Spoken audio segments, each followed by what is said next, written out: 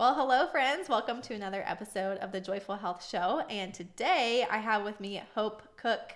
Welcome, Hope. Thanks. There's hope.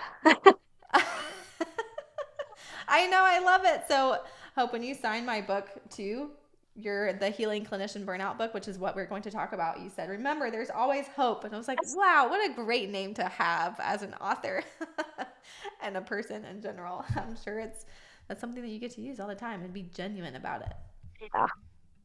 Hope is also in the Athens, Georgia area, and we met at the YMCA maybe 2019 in an early morning boot camp class. This is when I was teaching early morning boot camps, and this is actually kind of my story of seeing that I was burned out, is that I was teaching so many early morning classes, and I honestly was not getting enough sleep, and I only came to grips with it years and years later. So I no longer Yeah. teach those 5:30 a.m. classes, but God does really good things even through our maybe unwise decisions. And we met there. And today, Hope is a PA. She has been a PA for over 20 years. She also has her Master Life Coach certification, and she helps other clinicians help to overcome burnout in their lives. So I can't wait to talk about this issue of burnout because for a lot of us Christians, we want to honor God. I know for me, it's like, it's like, make the most of your days because the days are evil, is what one verse says. It's like, hey, we got to make the most of it. This time is short. We have to share the gospel. We never know when Jesus is coming back, so there's a sense of urgency, but I think there's also a sense of wisdom that we have to have alongside of that. So, and even when talking through this, before the month of May, I think is really important because as women, we try to do everything in the month of May and then either dread it or regret it or really are not living into those memories that we could be having. So, Hope, tell us a little bit more about why you ended up getting into the area of burnout and just a little bit of personal backstory. Yeah, so they say your mess is your message, and burnout was my mess. I've experienced burnout a couple of times, and they were completely different. The first time it was probably 2014, and I started dreading going to work. And Mm, in the book, I tell the story of sneaking away to the little library, local library during lunch, and I got in a fender bender. And my first thoughts weren't about, I better get out my car insurance, I better call the police. My first thought was, I wish I were injured. I wish I were mm, hurt enough so that I wouldn't have to go back to work. And yeah. then I immediately thought, gosh, that's crazy. Like, who would think that? Mm, And that was the first time I admitted to myself that something had to change.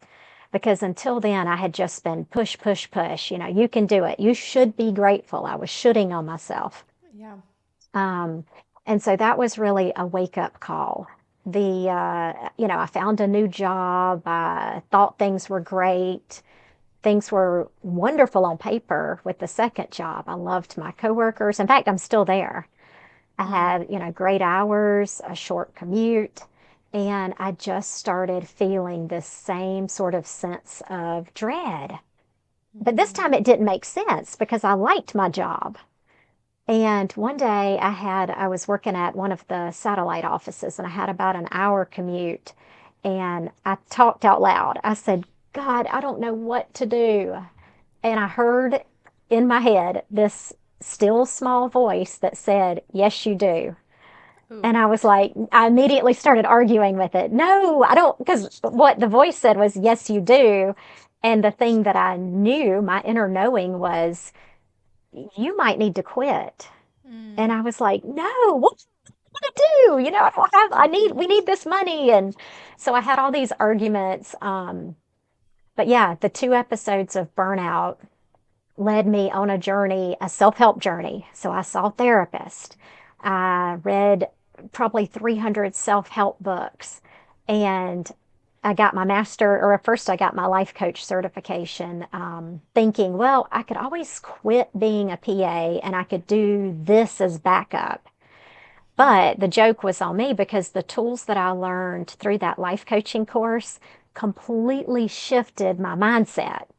And Mm-hmm. so I was able to make internal changes, but stay at the same job. And that's where I am today. I work part time doing that and part time life coaching. Yeah, that's amazing. I mean, it's not amazing that you got in a fender bender and you thought, I wish I was injured. But I Yeah. think, I think of my kids when they're like, oh, I wish I was sick so I could stay home from school. Yeah. I mean, you get into that deep emotional and physical exhaustion. That's one of the Mm-hmm. signs of burnout. And so if you find yourself in that place where you are fantasizing about Mm-hmm. situations that would airlift you out of your life, that is a sign. Yeah, that is very important to know. And okay, I'm going to put a pin in that and come Yeah. back to like, what are the signs? How do we know? So, what kind of do you feel like is the state of burnout currently in society? Yeah, it's about And why? Why 50%. are we burned out? Yeah. 50%.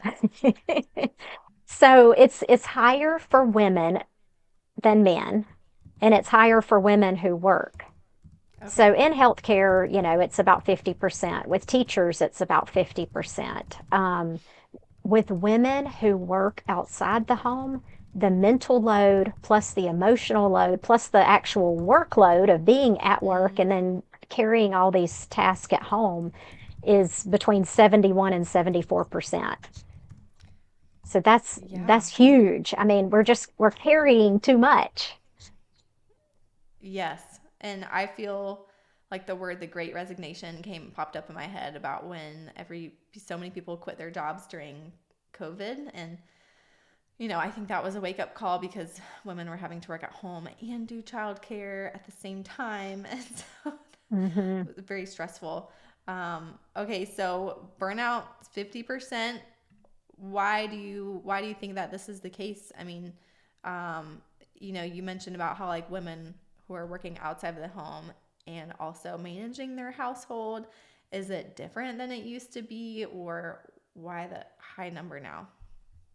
I think some of it is the pressure that we put on ourselves. If you talk to like my mother's generation, we weren't in multiple sports. I have two Mm, sisters, and we may have done one activity after school, but we didn't do these club sports. We didn't do art and dance and soccer, and then the weekends were just crammed full. So some of it is just we don't have that rebound time to rest and relax. And that's when your mm, nervous system is able to do the repair work.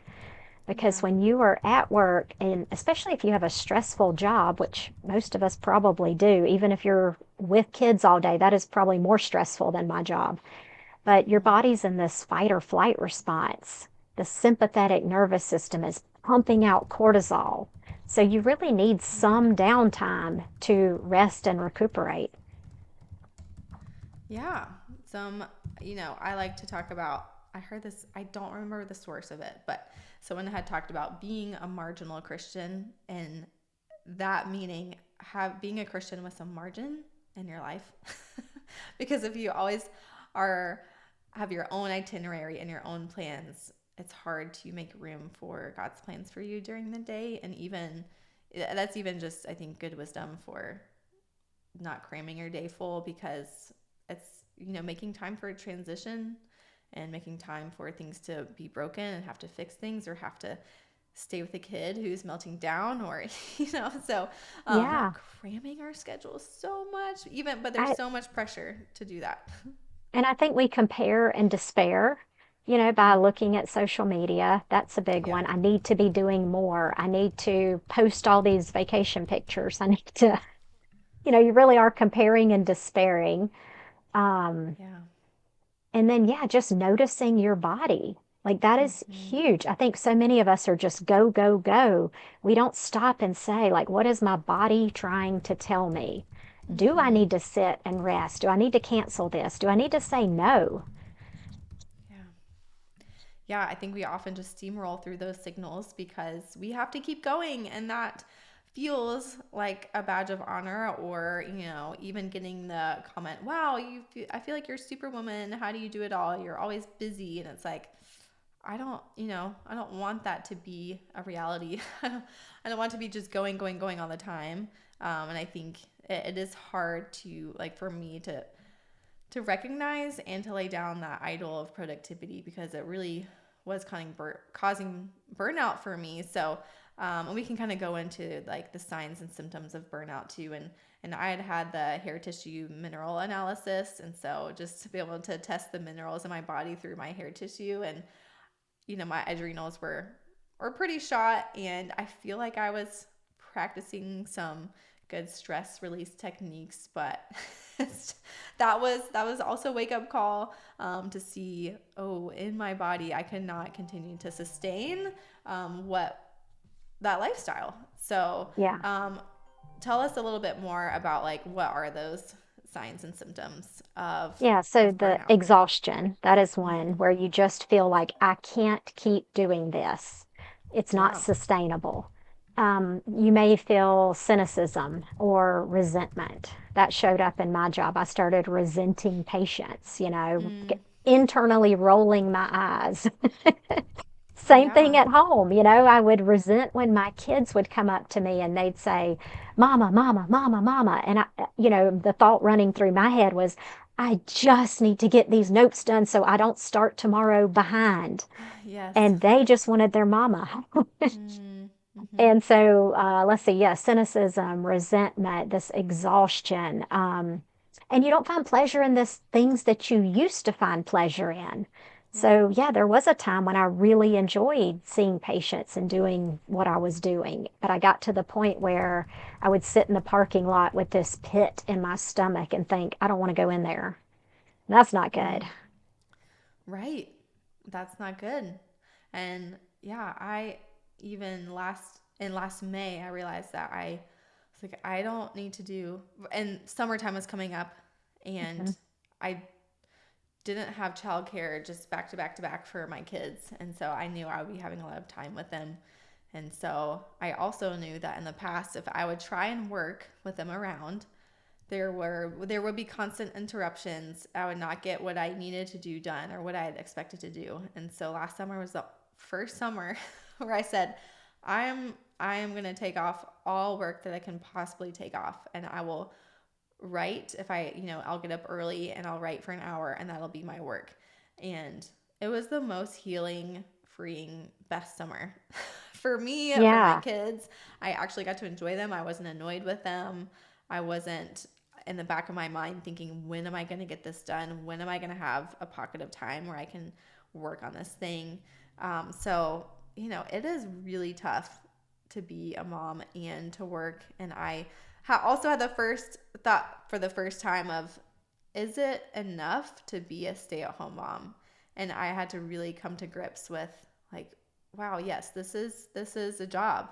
And I had never recognized the Yeah. legitimacy of that job before I decided, okay, that is going to be enough. And it's funny because I did lay that down, and I really, just focused on the house and the kids that summer. And then I started, kids went back to school. I had a little bit more time during the day, and just was not looking for more opportunities for work, but God kind of brought them to me. So it was like, I'm going to let you lead, God, and I'm not going to keep striving and trying to build my own empire, because that is not working for me. Um, so I'm just, all that to say is that I can relate with all the symptoms. So I hope that whoever is hearing this, if they have those kind of symptoms, and um, what can they do with those? Well, the first tool that I teach clients is pausing. What do I Mm-hmm. feel? What do I need? And it sounds so simple, but we don't pause. We don't ask ourselves, what do I need? Mm-hmm. What do I feel? What am I feeling in my body? And a lot of times I'll email a list of feeling words, because when we talk about our feelings, we may know mad, sad, angry, happy, but maybe you feel disappointment. Maybe you feel bitter. Maybe you feel a deep, aching loneliness. So Yeah. identifying what you feel and then asking yourself, what do I need? Even if you can't meet that need in that moment, it sends signals to your subconscious brain that your needs matter. And it's Yeah. it's very soothing. It's like reparenting yourself. What do I need? Yeah. And So that's one of the also, first things. Yeah, and noticing those symptoms of your body. I don't know if you're going to talk about this Yeah. later, but you use that illustration of the lie detector test when listening to your body. Can you tell us more about that? Yeah, and I'll give you the link to it's called the body compass. Okay. And so the idea is that when you hook somebody up to a lie detector test, they have these little sensors on their finger pads, on their heart, and it's able to detect perspiration, heart rate, all those things that indicate what your body's really feeling. Mm-hmm. And so you can't fake out a lie detector test. And your body doesn't lie. There's a book called The Body Keeps the Score. And in yoga, we say you hold issues in your tissues because the body Mm-hmm. really doesn't lie. So I Right. teach people how to give a number value to what it is they're feeling. So I'll give you an example. Like my husband is going canoeing this weekend. And he said, "Hey, Hope, do you have any desire to like go on this trip with me?" And so I checked in with my body compass, and now I can do it without even pausing. But I checked in with my body compass, and this number range is like a number line. It goes from 0, which is neutral, all the way to -10, which is the worst you've ever felt in your Mm-hmm. body. And then the opposite end stretches out to +10, which would be the best you've ever felt. So when he asked me this, I immediately thought, -4, -4. And he said, well, and so we started talking about it. And he said, well, what if we only went for one night? And I was like, okay, well, maybe that's a -1. And he's like, well, what if we stayed in like a cabin the first time, instead of a tent? Because he's talking about putting camping stuff in the canoe and like, and Yeah, I that sounds said, fun to me. yeah, a cabin, especially if the kids aren't there, that might Yeah. be a positive too. And so Mm-hmm. before I give an answer now, I check in with my body. What does my body have to say about it? When they call Right. me to cover somebody's shift, let me check in with my body. And then if Mm-hmm. it is a negative number, if your number is like a -4 or something, there's another tool called bag it, barter it, or better it. So that's exactly what I did with my husband. We bettered it, which is where you kind of bribe yourself. You say, well, what if this? What if this? And you keep adding, upping the ante until you get to a point where you're like, yeah, I would do that. Yeah. Or you can bag it, which means, nope, not going to do it. Or barter it would mean like you pay somebody, you swap with somebody. Like in Mm. this case, his friends are actually going canoeing with him. So that's kind of like I bartered out the canoe trip. Yeah, there you go. You got out of it. But yeah, you can use that tool like immediately. And if you I'll show you how to do it on the YouTube link that I'll Mm-hmm. send. Yeah, that'd be great. And I can post that as well.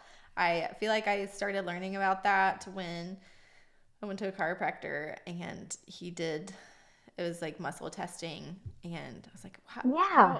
how did you know that? How do I learn more? So I read the book Emotion Code, and he talks a lot about doing like the sway test. And so I would use that, but I also used it when I was asked to be an interim children's director for our church plant, which we really needed one. There was no one stepping in. I was like, if I would have used the body compass test, mine would have been like a -6. Um, Yeah. so, and I knew like I was doing the muscle testing. It was like my body was like, no, no, no, don't do it. But then I was like, I was like, I also need to pray about it. And I felt like, and then God used like several situations in my life to confirm, like, you need to do this and just Yeah. tell them how much time you can give. And I was like, I can give 2 hours of my week and I need to be compensated for childcare to do that. And they were like, done. so, Yeah. Well, and Casey, what I tell people when I'm giving talks at conferences or like with the book, the take home message is that if you're experiencing burnout, it is a wake up call. It is God mm-hmm. trying to tell you that something needs to shift. Yeah. It is saying, pause, just let's take a look, let's zoom out, take a look at the big picture. It may not be your fault that you're burned out. In fact, it usually isn't, but something needs to shift. Right. Yeah. And it's important to stop and do that. I think if if you're a type A personality or perfectionist tendencies, we tend to just keep going And what I've learned too about myself is to like stop and let go, even if that means to grieve what no longer is, and not to just pick it up, keep going, going, going, because eventually that load's going to get heavier and heavier until I can't carry it anymore. And so just having that healthier rhythm to do. So, okay, pausing, that's number one. What's number Yeah. two? Yeah. So I walk people through the three stages. So when something, let's say a catalytic event happens, it could be having a baby, starting a new job, going through a relationship turmoil. You go into a cocoon phase. So this is what happens. Let's say you move to a new town. You're automatically in this cocoon phase where your body really is not ready to start making huge changes because you've just been through a change. Yeah. And so in the cocoon phase, it's a lot of just noticing. So you notice what your body's feeling. You notice what the thoughts are in your head. The story in my head is that I should be doing this. Mm-hmm. The story in my head is that I'm lazy if I don't do this. So the Mm-hmm. cocoon phase is all about just noticing. And then you get to the P stage, which is preparation. So you start planning. You give yourself permission to dream. You dream and scheme. You allow yourself to just have ideas without making a move yet. Yeah. So, with career, especially when you are in this deep burnout stage, it's not the time to jump to a new job. You Yeah. first need to go through a discernment phase, figure out what it is you really want. Mm-hmm. And then the R is where the rubber hits the road and you actually make a move. You Mm. start taking action steps. Yeah. Okay, so how did that look for you? Because you're still in your job. Did you take time off of work to do this? Or did you just do it outside of work and kind of rearrange your rhythms as you went? Yeah, so after that God voice in the car after work that said, yes, you do know, I probably took 3 months. I went to silent retreats. I prayed. I talked to my husband. I did a ton of journaling. And what came out of that was you need to step away from this. This Mm-hmm. is not where you're supposed to be right now. So that was one of the hardest conversations I've had. I met with my boss and office manager and basically said I quit Yeah. without a great backup plan. But I feel pulled to do something else. That hasn't been revealed yet, but I know I need to step away and give myself space. And my Mm-hmm. husband said, I think we can afford like 3 to 6 months. And so I probably took a month off. And then they came back and said, hey, do you want to work 1 or 2 days a week? And so I again prayed about it, thought about it. And before that, they had always said, this line of work, we can't hire people part time. Mm. But that opened up the door for possibility. So when they said 1 or 2 days, I jumped at that.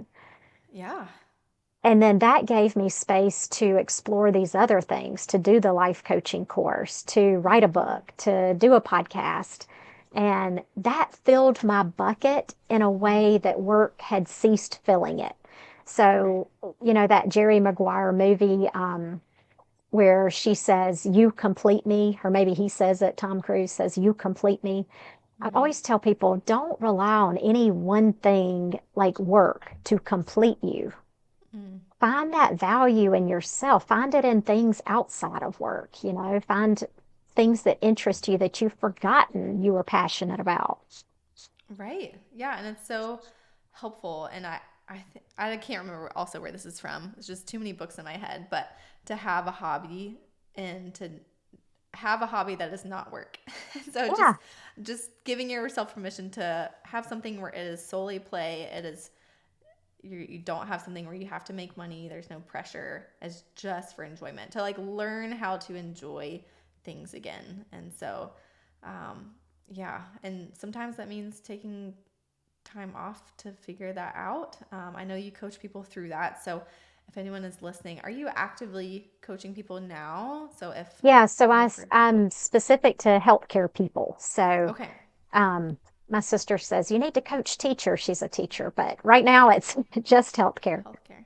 Great. Okay. Well, I know a lot of people listening to this are very into health and may also be healthcare professionals. So I will make sure to refer them to you if they need some more work on this. And I know that you have so many other tools, which is Yeah, in get your the book. book. Here's the book. Yeah.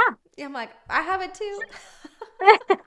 I mean, it's short and simple, but it really is packed with just, I mean, I have starred so many things. There's lots of tools, lots of things to work through. So it is a really helpful roadmap if you're in that place where you're like, I can't do what I'm doing anymore. So I'm in this gap, I'm in this space in between. So what do I do? And so this is a helpful resource to have.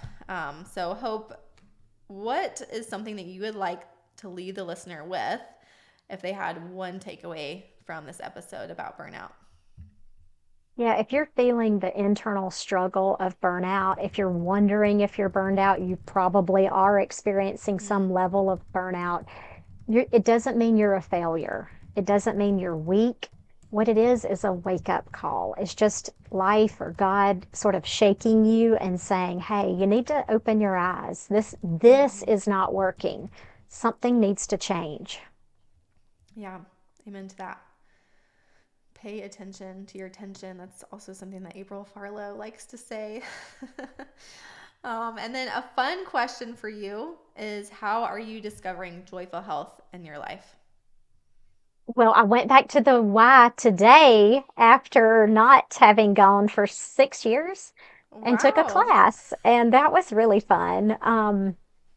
And then I do a lot of heated Pilates. So my body Mm. likes that. I realized my body did not like running. I listened to it Mm-hmm. and it said, Mm-hmm. this hurts the hips, it hurts the knees. So I'm doing Mm-hmm. heated Pilates. Okay, where are you doing that? Can I ask? Yeah, M3. Oh, M3. Okay. I know about Fuel, which is hot yoga in Athens. And then M3 does heated Pilates. That is good to And know. heated yoga. Oh, they do hot yoga too. Okay. Yeah. Great. Well, it is, I mean, it is so important to be able to listen to your body through every season. And yeah, to know that exercise is not just a one size fits all prescription. I mean, it is such a joy to be able to discover what is helpful for you and what gives you more life. So I'm glad to hear about that. And tell us more about where we can find you and then where we can buy your book. Yeah, so you can find my book on Amazon. I'll give you the link. And my website is coachhopecook.com. And I am not really present on social media right now because my body compass said, negative free. Mm-hmm. Yeah, I feel you on that. I am taking a break from social media and I don't think I need to get back on. Yeah. And it's been so nice. I also, this is a side note, but just looking at the happiness scores for countries, the US is in the 30s, and a lot of the English speaking countries are pretty low on the list. And these are also the countries that have the highest social media use. And they're the unhappiest. I mean, not completely unhappiest next to war torn countries, but social media is not great for happiness and health and well being. So listen to podcasts instead. That's right. Get out and walk. Listen to a podcast. Yeah. Well, I am going to pray for our listeners and thank you again, Hope, for sharing a little nugget of your wisdom and your message too about how God's been working in and through you. And I'm so grateful for you. So let's Thank pray. you, Kasey. Yeah. Heavenly Father, I thank you so much for rest and work, and forgive us when we get those two things out of balance. I thank you that anytime we are weary or heavy laden, we can come to you and we can find rest, even if it's in the middle of our workday, if it's in the middle of a run. That rest is not defined by any certain look, but it is defined by you and the peace of your presence. And I pray for the person who is really struggling with those feelings of burnout and struggling with not finding joy in their day, that they would be able to pause and cocoon and to prepare and to take action and ways that they would be able to listen to their body and listen to your spirit and go forward with confidence. So I pray all this in Jesus' name. Amen. Amen. Amen. All right, friends, until next time, may you rest in his grace and follow the joy.